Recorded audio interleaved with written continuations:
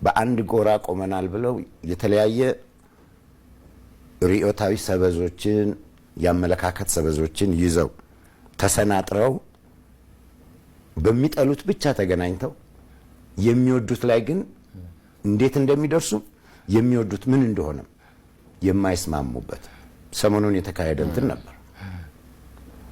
ጦርነት ይቁም፣ ምናልባት በደርግ ዘመን ይሁን በኢህአዴግ አብዶ ዛሬ ላይ ለህይወት የበቃ እብድ እንኳን በጭራሽ አይቁም ሊል አይችልም።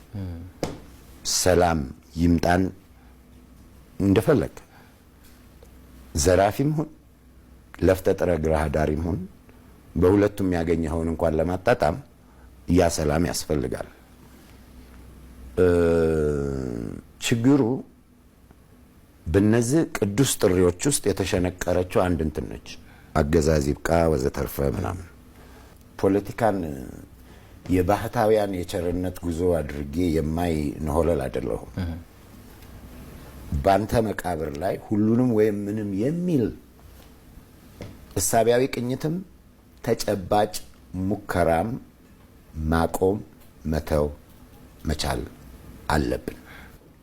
ጠቅላይ ሚኒስትሩ ደጋግመው የሚያነሱት ትርክታችን ምን ለውጥ አለበት ብሔራዊ መግባባት የሚለው ነገር ከሳቸው ስለመጣ ምንም ነገር ውግስ ኮማሪዮስ ነው ብትል ቅድም የዘረዘርኩልህን የኢትዮጵያን ልሂቃን እንደ የሰፊው ማህበረሰብን እውነት አካየህ ልትገዛው የሚገባ ብቻ አይደለም።